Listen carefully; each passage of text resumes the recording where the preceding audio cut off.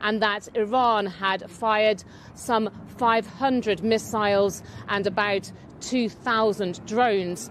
We've certainly seen more Iranian missiles incoming overnight. The Israeli air defences intercepted some missiles over Jerusalem. The thuds of those could be heard after warning sirens went off for people here early this morning.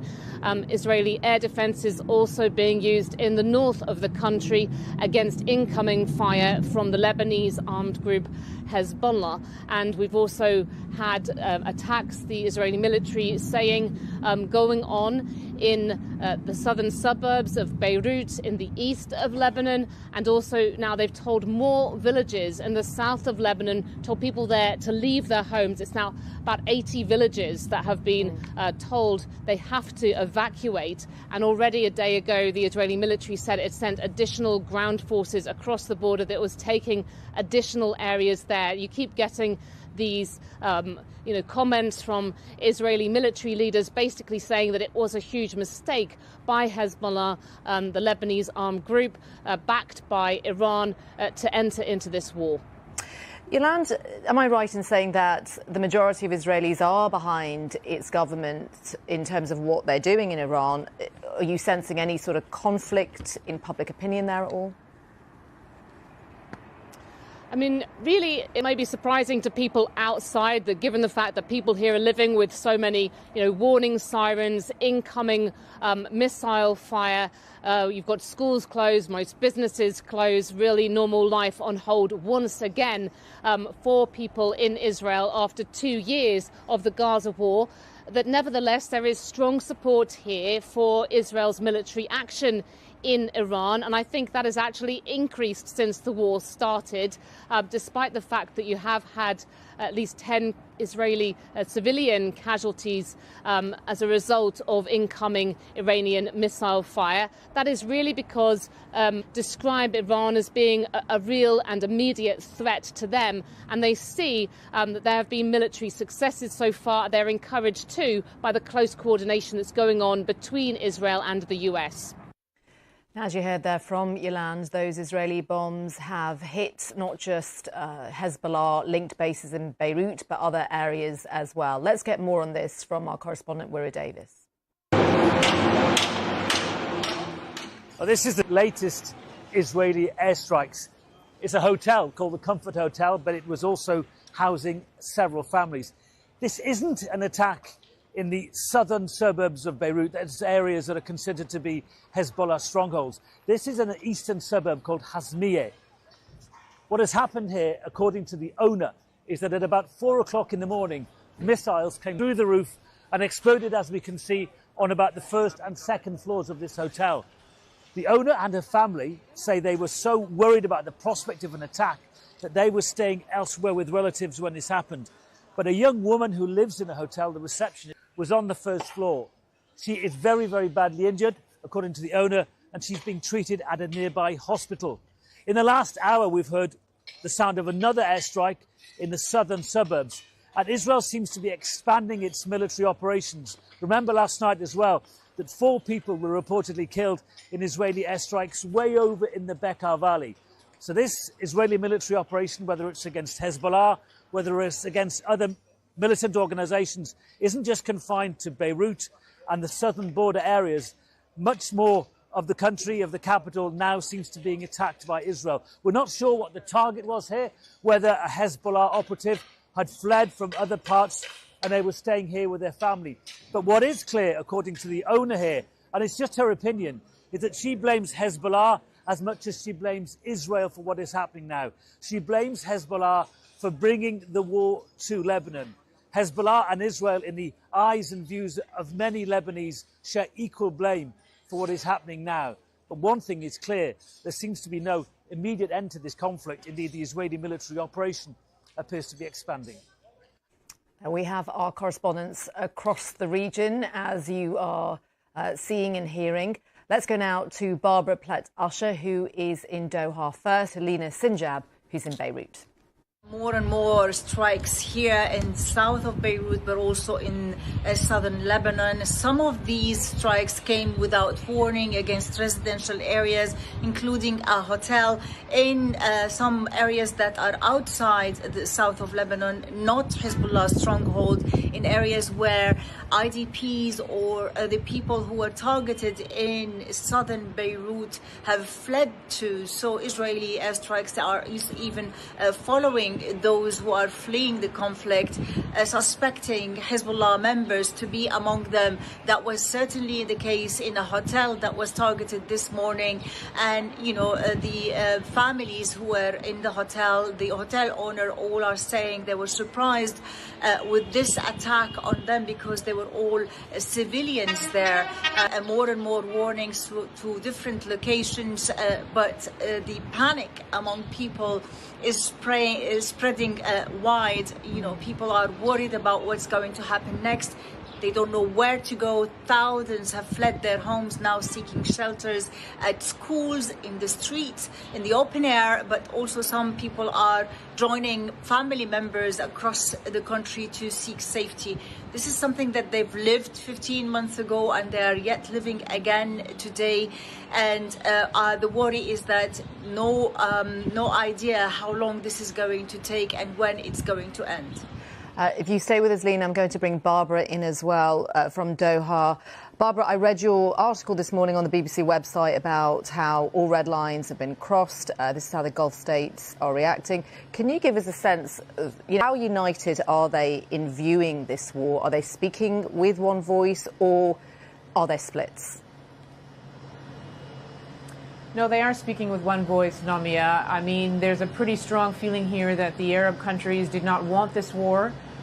They tried to stop it with mediation between the United States and Iran, and they're not participating in it. They've told the Americans, you cannot use your military bases, you cannot use our soil, our airspace to hit Iran, and yet the Iranians have unleashed this volley of hundreds of missiles and drones on them that are not only targeting bases, but also civilian infrastructure and severely disrupting the economy. So they have issued a joint statement by the Gulf Cooperation Council on Sunday, and independently they also issue statements pretty much saying the same things, telling Iran that it's making a mistake, that these are treacherous attacks, that it's miscalculated, it's going to become more isolated, there will just be more escalation, they should stop attacking their neighbors, we are not the enemy, but also saying we are going to do everything we can to defend our territory and our citizens, and we reserve the right to respond if that at the moment they're very much focusing on defense. The other day the Qataris shot down 2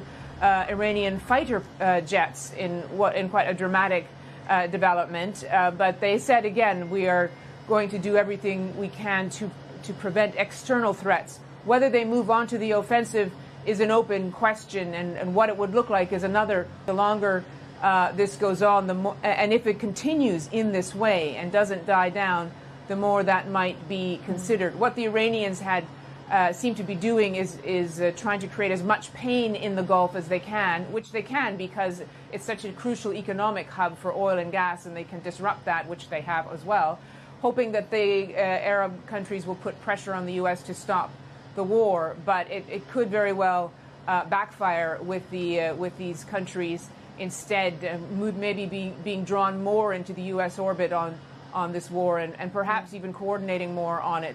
At the moment, as I said, they're very much focused on defense.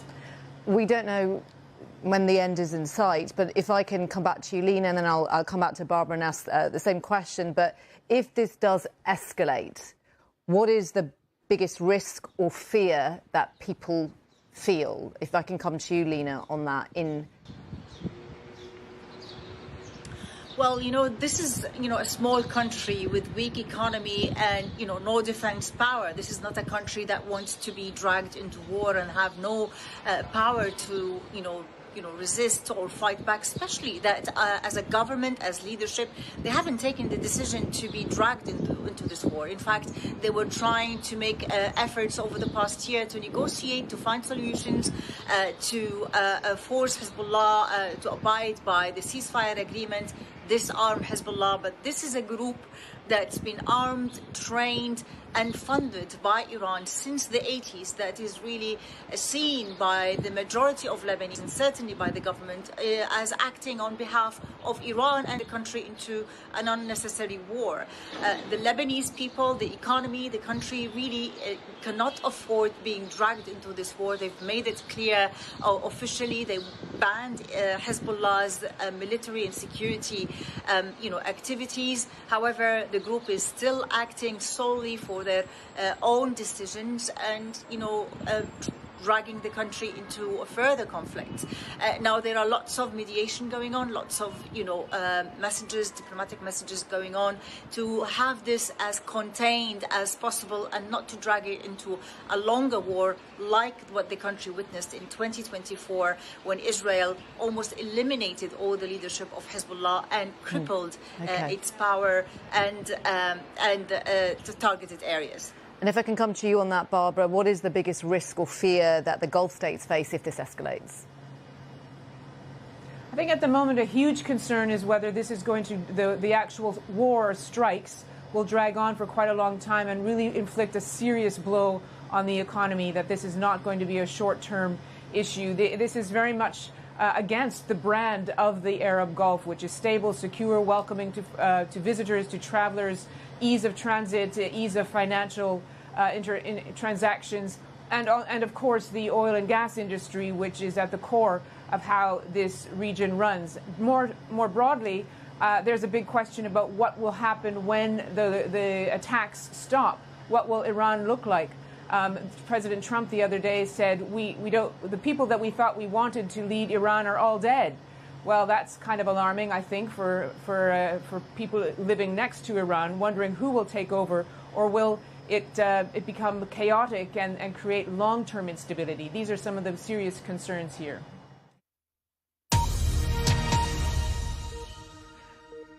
Now, we know that the UK is planning to deploy HMS Dragon in Cyprus. Sir Keir Starmer confirmed that.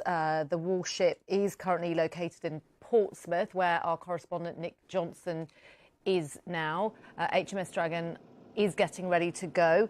Nick, you're on a nearby vessel there. Can you just paint a picture of what it's like where you are and just tell us what the HMS Dragon is capable of? Well, HMS Dragon was moved from its permanent mooring in Portsmouth Harbour itself, which is a little further over that side. That happened late last night, where it moved to its current position just behind us now in the middle of Portsmouth Harbour. Now it's docked by a pontoon, and it's from that pontoon where ammunition, crates we've seen over the past few minutes have been loaded, and it's from there that we understand that then the vessel HMS Dragon herself will start her journey. Now, she's being sent to the Eastern Mediterranean for defensive purposes, but she also has a significant amount of her own firepower that's been loaded aboard, a number of missile batteries. One of those missile batteries fires around 8 missiles in about 10 seconds. So given the scale of the payload, this vessel has been here for some time being loaded aboard. She's got a crew of more than 200 sailors. In the past sort of half hour, we've seen some of those personnel in their uniforms walk from the ship backwards and forwards to the pontoon. What's not yet clear, Nomia, is when she is going to be underway heading towards the Eastern Mediterranean. And when she eventually does set sail, it could take a number of days, perhaps up to a week, until she reaches Cyprus. And just to remind Nick, this comes after the RAF base Akrotiri in Cyprus was hit by a drone. It caused minimal damage and resulted in no casualties. Just reminders of, exactly why this is happening, why the British Prime Minister is in the warship there. Yeah, so RAF Akrotiri in Cyprus, it's a major British Air Force base in the region. As you say, it was struck by that drone some days ago, which impacted the runway. No casualties, however, but it has sharpened the fact that there is little defence firepower in the region in terms of the British military. And Sir Keir Starmer made that decision to deploy HMS Dragon to the region. The French forces are also making their way to the region as well. But here in Portsmouth Harbour, this is our first significant naval deployment to that region as a result of the latest conflict. And HMS Dragon will be making her way there shortly. As I say, even when she does get underway, it will take her some days to reach Cyprus. But the preparations for her departure here in Portsmouth have certainly been very visible over the last 12 or 14 hours. Actually, in the last hour or so, you might be able to see there's sort of a fueling barge which has just pulled up along one side of the vessel. And that barge has been, you can see those black fuel tankers. I'm just going to move out the way so you can get a better view. You can see the fuel tankers with 1, 2 and 3. They've been there for the past hour or so fueling her. So the preparations are very visible for her journey towards the Eastern Mediterranean, but certainly by any way, she is not yet set sail. Good to talk to you. Thank you, Nick. That's Nick Johnson in Portsmouth on a nearby vessel, as he laid out there. The UK is deploying HMS Dragon to Cyprus. He outlined it could take some time to get there. It's after the RAF base Akrotiri in Cyprus was hit by a drone. We'll keep you up to date on everything here on the BBC regarding the conflict around the world and across the UK. This is BBC News. Well, the UK government has now confirmed its first repatriation flight for British nationals that are stranded by the war in the Middle East. The flight is due to depart from the city of Muscat, which is the capital of Oman, set to leave at 11 o'clock tonight local time. That is 7 p.m. here in the UK. So British nationals, their spouse or partner and children under the age of 18 will be eligible to board that flight, but the Foreign Office says it will contact anyone who can get on board. They will prioritise, they say, the most vulnerable. Of course, air travel has been seriously disrupted since Saturday, and approximately 130,000 British nationals have signed up for the Register Your Presence programme in the Middle East.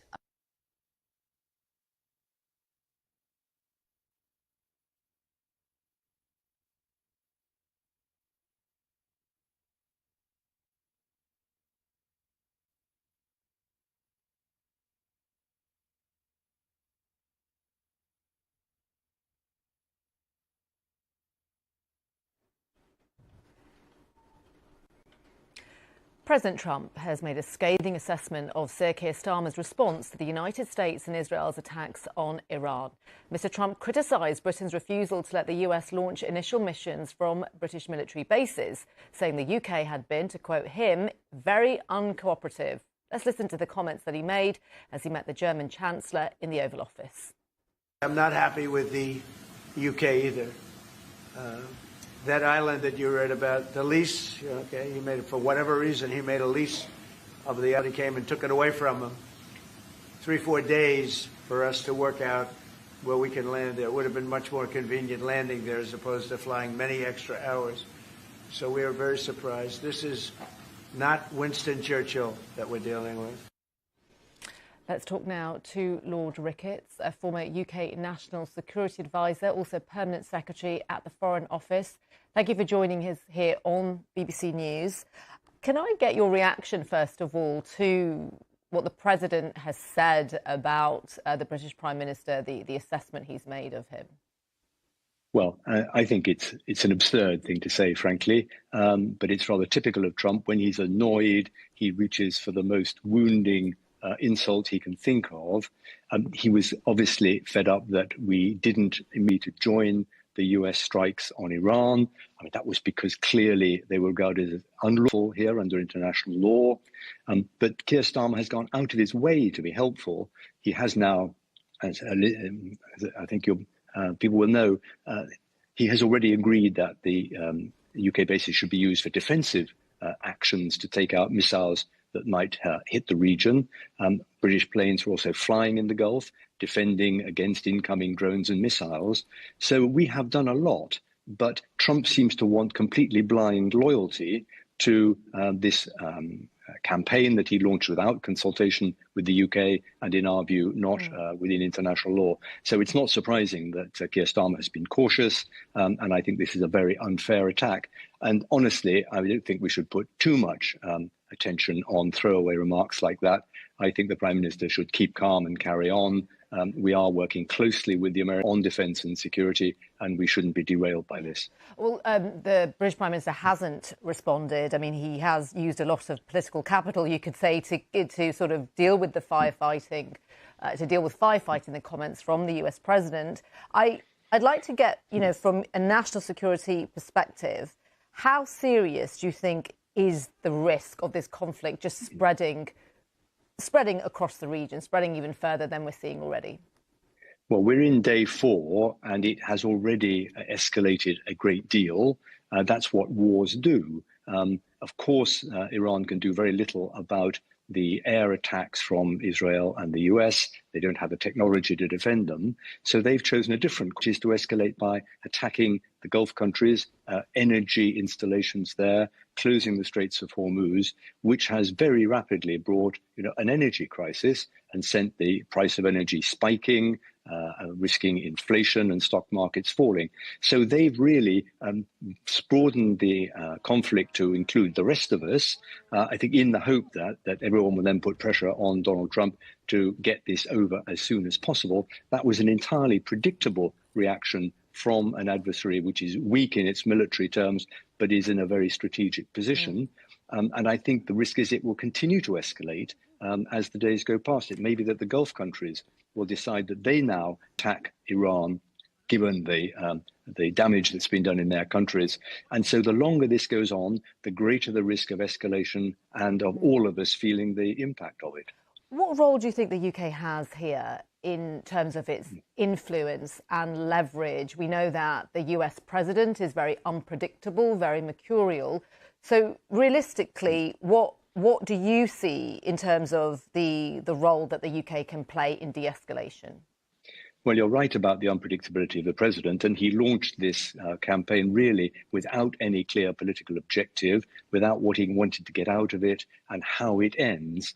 And I think part of Britain's role is to keep talking quietly to the Americans in the background, to say that wars like this are very dangerous, that you need to have in mind a realistic plan to scale this down and get back to a ceasefire. They're never going to eradicate every single missile in Iran. The Iranians are not going to capitulate. I don't think regime change is something that Trump and the Israelis can achieve from the air. So there needs to be a return to negotiation with an Iran that is more willing to settle down and stop posing threats to the region. And I think Britain has an important role there, alongside the defensive military operations that we're pursuing. You were talking about the air defence destroyer going to Cyprus, and also, of course, thinking of the many hundreds of thousands of British subjects who are caught in the region, either residents or tourists who now want to get back. It'll be mainly for the commercial airlines to organise massive departures, but the British government is doing what it can to help the vulnerable, stranded people in the Gulf. All of those things are what the government should be doing, and as far as I can see, they are doing. It's good to get your perspective on this, Lord Ricketts. Thank you so much. Thank you.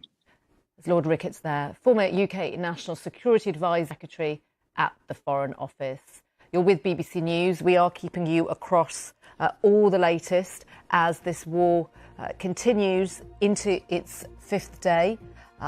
You can also head to the BBC website. We do have a live page that is continuing to bring you all the latest lines from different parts of the region. We have correspondents in different parts, as you have been seeing and hearing here on BBC News.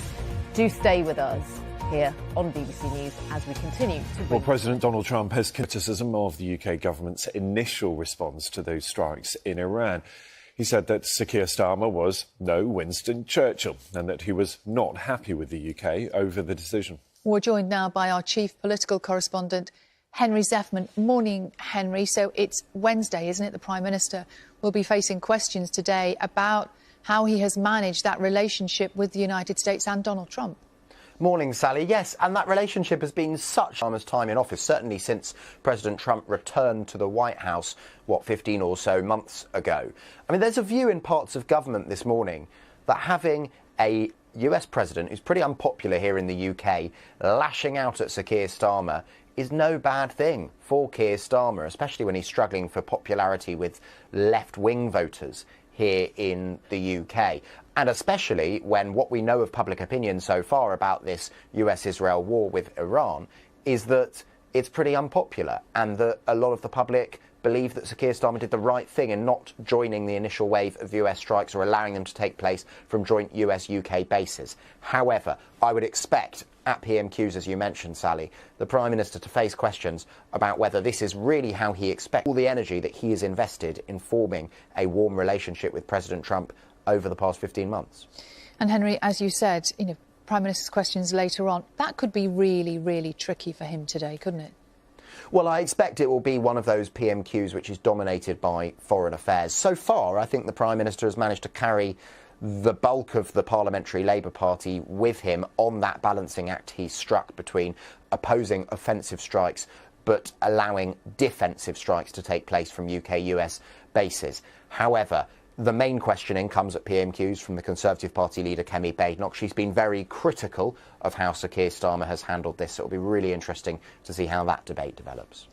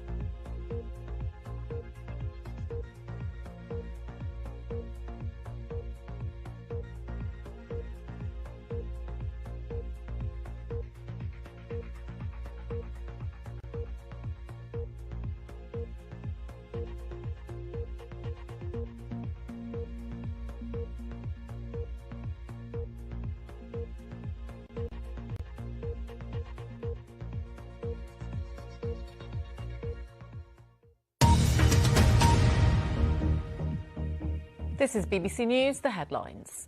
Israel launches fresh strikes in southern Lebanon as it warns people there to evacuate. President Trump delivers a scathing criticism of Sir Keir Starmer over the UK's initial refusal to permit the use of its bases.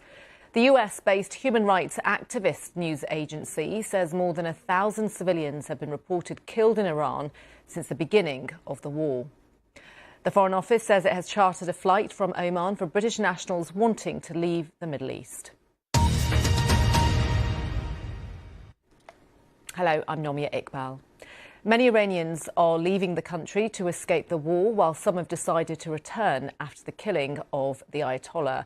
The border between Iran and Turkey is one of the main crossings, seeing an influx of Iranians passing through. Here are some speaking to the media on the Iranian-Turkish border. I'm coming from Tehran, and there's a lot of chaos in this, a lot of missiles and attacks from US and Israel. I'm not into the politics, but I know it's a lot of, it brings just a lot of sadness to people. We hear some collisions outside of the city, but not inside of the city. Sleeping in fear and waking up in stress. So the situation is a little bit awful. Waterhouse is also on the border and describes what the area is like. This is one of the few symptoms you're able to look at outside of Iran as to what exactly is going on for the people at the heart of it. I think many talk about the extraordinary aerial bombardments we have seen. I mean, as you can imagine, it's pretty petrifying for people. And they're making either a lengthy train journey or car ride to the north. Here, the border is just over the mountains behind me. We are at altitude. The temperatures seriously dip at night, so it's not an easy journey to take. There are 3 borders here between Turkey and Iran, 2 for trade and 1 for civilians, and all 3 are open. But the numbers we are seeing are in the hundreds, really. We are not seeing the mass exodus you might see with other wars. And I think the reason for that is, yes, while these bombardments have been sizable, there are still many places for Iranians to go to find safety, and the state infrastructure itself is not collapsing. You meet people who are anti-government, anti-regime, but take a real issue with not just the Western criticisms aimed at Tehran, but also this extraordinary intervention we are seeing that is spreading over such a huge geographical area. We meet other people who do believe that an overthrowing is possible, but for that to happen, you sense that more dominoes need to fall. You need to see a much more large-scale uprising in Iran, and of course many Iranians also talk about here, they talk about the risks that entails when you become face-to-face with deadly security forces. So it really is actually quite a mixed picture emerging, but of course, as news spreads that the border is indeed open, more may well make that journey, but for now it seems stable. James, Turkey's obviously not been dragged into the war in a sort of direct way, but Turkey of this war, isn't it? Just give us a sense of Turkey's stance on what's happening at the moment. Well, President Erdogan is unimpressed, let's put it like that. He's described the war as being against international laws. But there are also other dimensions for Turkey. It is a member of the NATO military alliance, and now it finds itself sharing a border with a war zone. The border here, by the way, is one of the longest established in the world. It's been here between Turkey and Iran for hundreds of years. It is quite stable in that sense. But I think another headache for President Erdogan are these reports, these very deliberate briefings from the American side that they are indeed looking to arm Kurdish militia groups who are based right along the border with Iran, but also Iraq as well. Now, that might give a bit of insight into the White House's thinking. Maybe they could arm these groups to mount some kind of offensive. But the list of ifs and buts is extensive as well.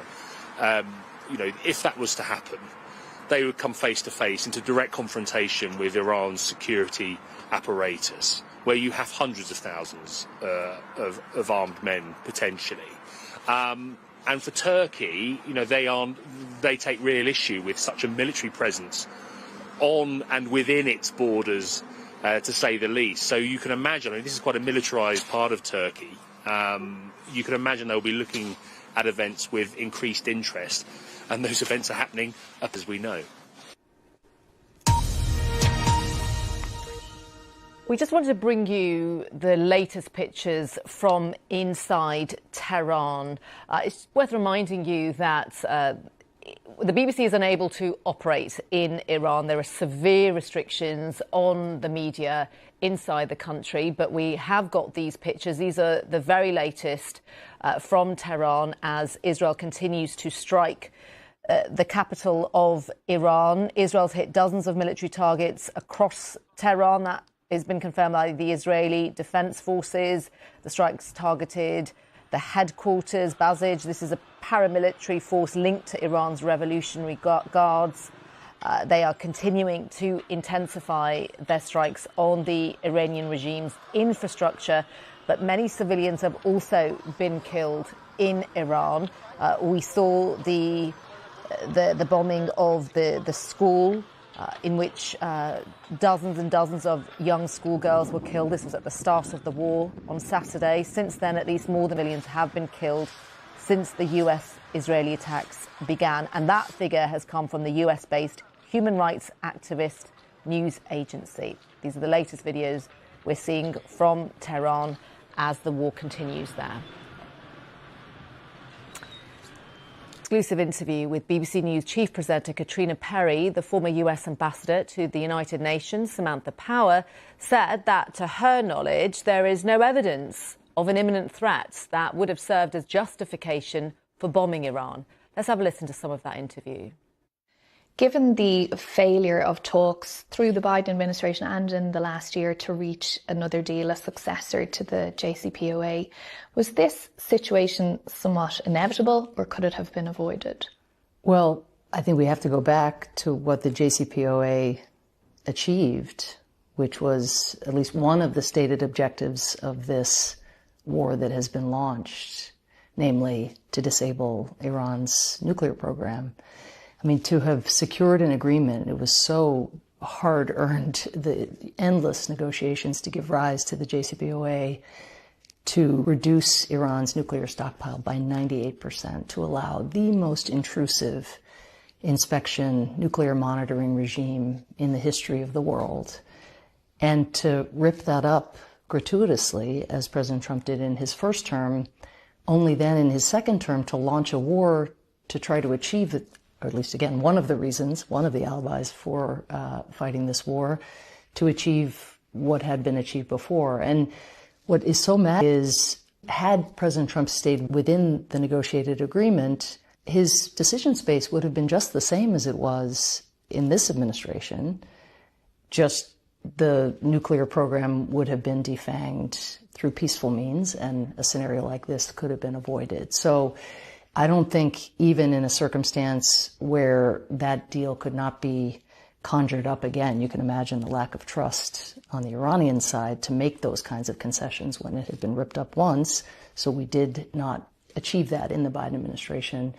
But the very absence of a negotiated framework doesn't mean you then bomb a country with no rationale justified to the American people, justified to the Congress, and clearly no plan for what comes next. They would say that there was an imminent threat to the US and an imminent threat to the close ally of Israel. In all your time having access to all of this classified information, did you see evidence of that sort of imminent threat or one building? Well, they describe an imminent threat today, but again, it was not long ago that they said that the nuclear program had been obliterated and declared victory after the so-called 12-day war. One thing I know, Katrina, is that if these individuals in the Trump administration or in the Israeli government had evidence of an imminent threat, the BBC would be leading with that evidence. In other words, they would be shouting that evidence from the rooftops. There is no evidence of an imminent threat that has been made available either in highly classified settings in Washington, such that these would be able to vouch for the imminence of that threat, or publicly. How dangerous a moment is this for the world right now? I mean, we're seeing that Iranian retaliation through the region. We're also seeing this striking of US embassies, US military bases there. It's a terrifying moment because the United States is very isolated. It went to this war with Israel, despite having a history of launching attacks either in self-defense, collective self-defense, or for other reasons with partners. This is really an unusual circumstance to be this isolated. You have Iranian command and control, if not shattered, certainly in chaos right now. And I've heard one colleague liken it to a machine gun that has been thrown on the floor and is just firing wildly in all kinds of directions. And one just doesn't know when a mass casualty event is going to happen. Already a mass casualty event appears to have happened inside Iran by virtue of an American strike on a school, killing lots of kids. But so far, again, casualties have been confined to U.S. servicemen and women. But even the way that is talked about by the White House is different than anything I've seen in my lifetime. There's a kind of lack of gravity to discussing the deaths of Americans. That's very, very unusual. It's politically very, very strange. But that kind of coldness to the fates of people, Iranians, Americans, people across the region, I think should worry us all as well. And one of the things you hear President Trump talk about is, well, this may last this period of time and we should all be ready. But often he talks about this war as if, as the U.S. military likes to put it, as if the enemy doesn't get a vote. There's some sense that we will decide when this war will end. It's 4 weeks or 5 weeks, when we've hit this target or that target. But that's not how these things tend to unfold. The enemy does get a vote. And what is being set in motion by this machine gun that has landed on the floor and is casting bullets left and right is extremely hard to predict. But when you go to war, this is why it is, as we learned in Afghanistan, so important to stand with other countries, in part because in not being able to anticipate the consequences, you really have to hope that you are standing in company to be able to see through whatever unfolds. Around the world and across the UK, this is BBC News. Let's run you through the front of today's newspapers, and many of them focusing on the relationship between Donald Trump and Sir Keir Starmer. The Daily Telegraph calls it his harshest rebuke of the Prime Minister yet. The American president saying that Sir Keir was not Winston Churchill and claimed that Sir Keir ruins relationships. The Daily Mail also focuses on the very same story. A Prime Minister who Trump mocks stranded in port is their headline. The paper has a photograph of the fleet's flagship in Portsmouth Harbour, which the Mail says is looking a world away from being battle-ready. Well, the Mirror's front page is the deployment of HMS Dragon to Cyprus. It's being described as defensive by the government, but the paper suggests it could be related to fears of an increased risk of terror attacks on home soil.